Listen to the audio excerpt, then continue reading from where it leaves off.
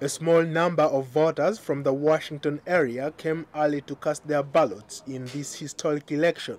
The three-day election is a key indicator of whether Sudan can fend off renewed conflict and humanitarian crisis as it heads towards a 2011 referendum that could split apart this oil-producing nation and bring independence for the South. The Sudanese ambassador to the United States said that this was a significant milestone in the history of Sudan. This election is confirming one of the mandates of the CPA, Comprehensive Peace Agreement, that is to hold the election as a fulfillment of the CPA and to prepare for the referendum. I don't think there's going to be so much of a change, but the continuity might be good for the conduct of the referendum.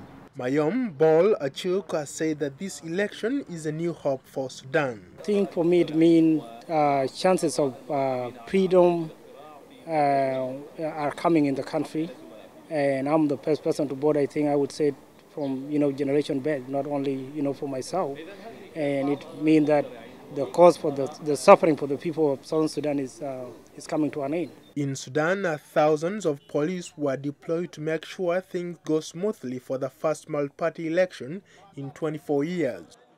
Greeted by supporters shouting Allahu Akbar, President Omar el-Bashir arrived at the poll station in Khartoum to cast his ballot.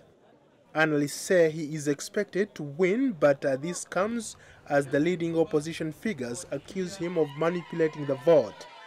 However, former U.S. President Jimmy Carter, leading a team of observers, says his foundation hasn't spotted any major irregularities.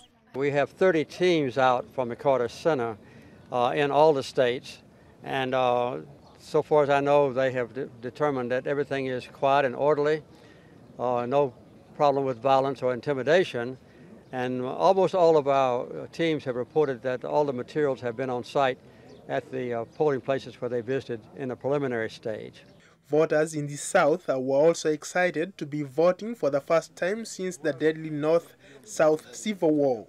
Meanwhile, in the south of the country, Southern Sudan President Salva Kiir said he was hopeful for the future. Well, I have never voted in my life. This is my first time to vote. And it is a good beginning that Sudan is going back to democracy.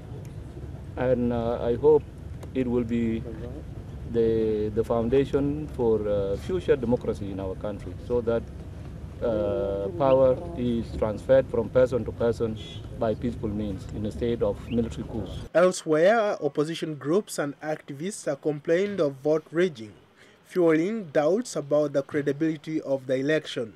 There were reports of delays, ballot paper mix-ups, and names missing from the voters' lists in some areas of the country. Ndiho, VOA News.